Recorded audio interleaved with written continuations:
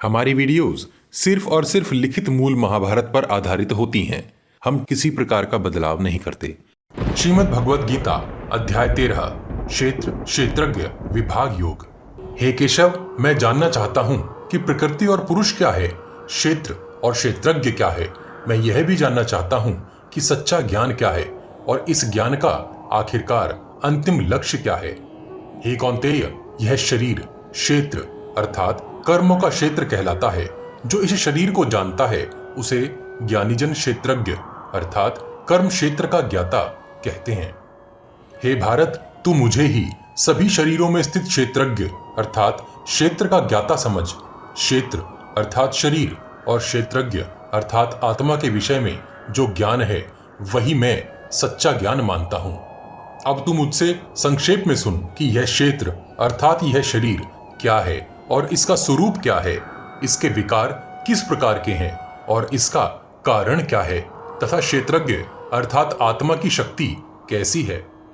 इस क्षेत्र अर्थात शरीर और क्षेत्रज्ञ अर्थात आत्मा का भेद अनेक प्रकार के ऋषियों द्वारा पहले भी कहा गया है। वेदों के विभिन्न छंदों में और तर्कपूर्ण ब्रह्म सूत्रों में भी विस्तार से यह ज्ञान वर्णित है।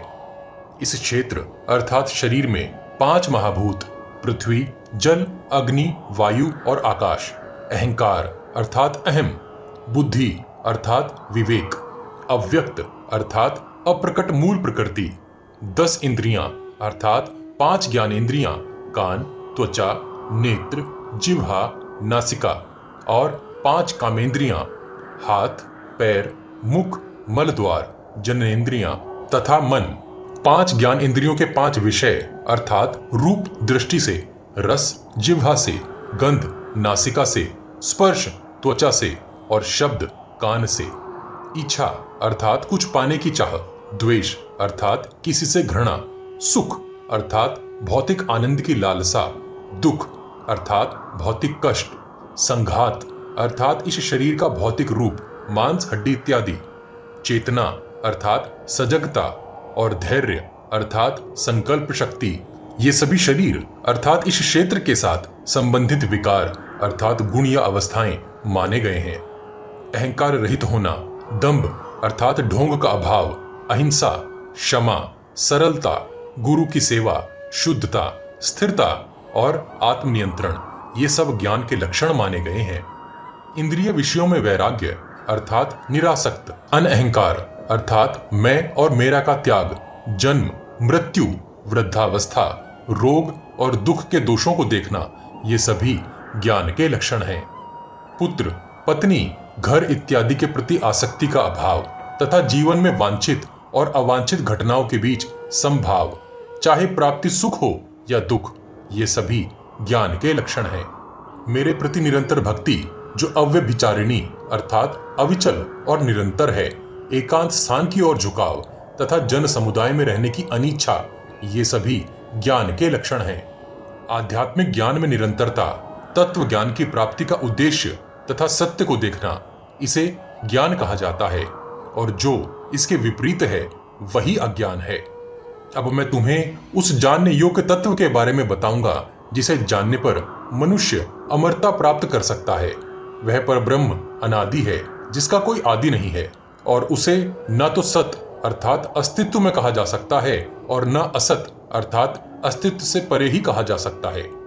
वे अर्थात परमात्मा सर्वत्र हाथ पैरों वाला, सर्वत्र नेत्रों, मस्तक और मुख वाला और सर्वत्र कानों वाला है। वह इस संपूर्ण जगत को व्याप्त करके स्थित है। वे अर्थात परमात्मा सभी इंद्रियों के गुणों को प्रकट करते हैं पर स्वयं इंद्रियों से रहित हैं। वे सब कुछ में निरासक्त होकर भी सबको धारण करते हैं। वे गुणों अर्थात त्रिगुणों से परे रहकर भी गुणों के भोक्ता हैं। वे अर्थात परमात्मा समस्त प्राणियों के भीतर और बाहर दोनों जगह हैं।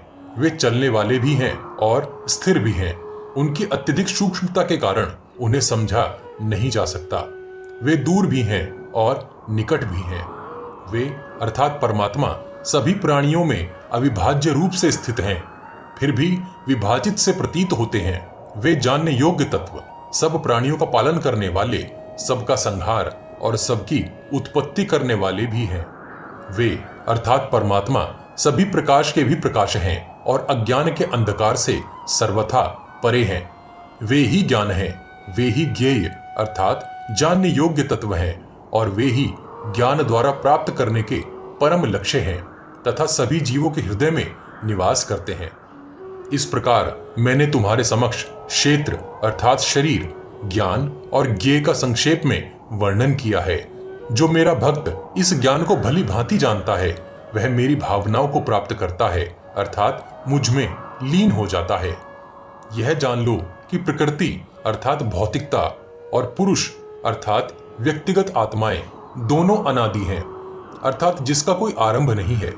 यह भी जान लो कि प्रकृति अर्थात भौतिक प्रकृति से ही विकार जैसे रूप, रस आदि और गुण सत्व, रजस, तमस उत्पन्न होते हैं। सभी प्रकार के कार्यों और उनके कारणों के निर्माण में प्रकृति ही उत्तरदायी मानी जाती है, जबकि पुरुष अर्थात व्यक्तिगत आत्मा सुख और दुख के अनुभव का कारण बनती है। जब प्रकृति में स्थित पुरुष अर्थात व्यक्तिगत आत्मा तीनों गुणों को आनंद लेने की इच्छा करता है तो उनमें आसक्ति उसके लिए उच्च तथा निम्न योनियों में जन्म लेने का कारण बन जाती है। इस शरीर में स्थित परमात्मा को ही उपद्रष्टा अर्थात सब देखने वाला, अनुमंता अर्थात अनुमति देने वाला, धारण करने वाला, भोक्ता अर्थात भोगने वाला, महेश्वर और परमात्मा कहा जाता है। जो मनुष्य परमात्मा, जीवात्मा, भौतिक प्रकृति तथा प्रकृति के तीनों गुणों की परस्पर क्रिया के सत्य को समझ लेते हैं वे फिर कभी जन्म नहीं लेते। वे अपनी वर्तमान स्थिति की परवाह किए बिना मुक्त हो जाते हैं।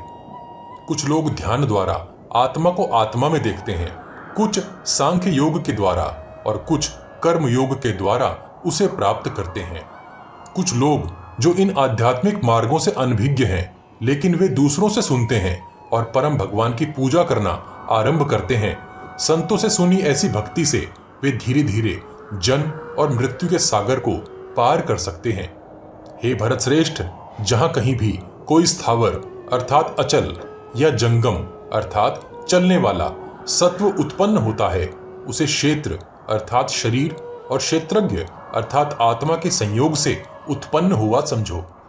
जो व्यक्ति सभी प्राणियों में समान रूप से स्थित अविनाशी परमात्मा को देखता है वही वास्तव में उस अविनाशी को देखता है, भले ही उसे यह संसार नाशवान प्रतीत होता हो। जो व्यक्ति सब जगह एक समान रूप से स्थित ईश्वर को देखता है वह अपने आप को नष्ट नहीं करता अर्थात अज्ञान से बचाता है और इस प्रकार परम गति को प्राप्त होता है। जो यह देखता है कि सभी कर्म केवल प्रकृति द्वारा किए जा रहे हैं और आत्मा इन कर्मों का कर्ता कदापि नहीं है, वही वास्तविकता को देखता है। जब मनुष्य समस्त भूतों अर्थात प्राणियों की विभिन्नताओं को भी एक ही परमात्मा में स्थित देखता है और यह भी देखता है कि वे उसी से विस्तारित हो रहे हैं, तब वह ब्रह्म अर्थात परम सत्य को प्राप्त करता है। हे कौन्तेय, यह परमात्मा अनादि और निर्गुण अर्थात गुणों से रहित है। वह अविनाशी है और जीव के शरीर में स्थित होने पर भी न कुछ करता है न किसी कर्म में लिप्त होता है। जैसे आकाश अपनी सर्वव्यापकता और सूक्ष्मता के कारण किसी वस्तु से लिप्त नहीं होता, वैसे ही आत्मा भी शरीर में स्थित होकर किसी कर्म या दोष से लिप्त नहीं होती। हे भारत, जिस प्रकार एक ही सूर्य समस्त संसार को प्रकाशित करता है उसी प्रकार क्षेत्र अर्थात शरीर में स्थित क्षेत्रज्ञ अर्थात आत्मा समस्त क्षेत्र अर्थात शरीर को प्रकाशित करता है। जो लोग ज्ञान के नेत्रों से क्षेत्र अर्थात शरीर तथा क्षेत्रज्ञ अर्थात शरीर के ज्ञाता के बीच के अंतर को तथा भौतिक प्रकृति अर्थात इस जगत से मुक्ति की विधि को समझ लेते हैं, वे परम गति अर्थात मोक्ष को प्राप्त होते हैं। श्रीमद् भगवद गीता का अध्याय 13 यहीं समाप्त होता है। अगले अध्याय में जानेंगे कि प्रभु श्री कृष्ण किस प्रकार गुण त्रय विभाग योग अर्थात तीनों गुणों सत, रजस और तमस के विषय में आगे बताते हैं।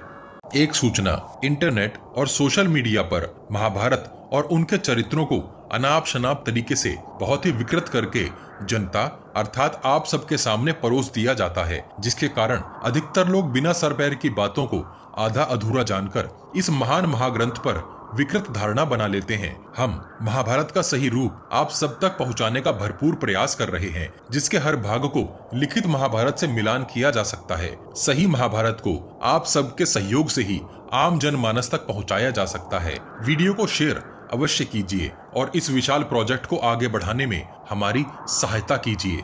इस विशाल ग्रंथ महाभारत को शीघ्रता से समेटने के लिए हम ग्राफिक्स के साथ पॉडकास्ट का सहारा भी ले रहे हैं, ताकि आप तक कुछ जल्दी से महाभारत का सही रूप पहुंचाया जा सके।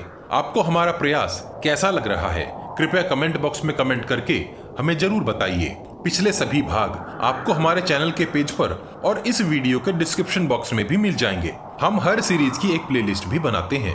उम्मीद है आप हमारी वीडियोस अपने उन दोस्तों को शेयर जरूर करते होंगे जो महाभारत का सही रूप समझना और जानना चाहते हैं। आपके हर शेयर से हमारा मनोबल बढ़ता है। अपने प्रियजनों तक यह ज्ञान पहुंचाने के लिए वॉच गॉड चैनल को सब्सक्राइब और शेयर करना मत भूलिए। सब्सक्राइब बटन के बगल में बनी छोटी सी घंटी भी बजा दीजिए। जय श्री कृष्ण। हर हर महादेव।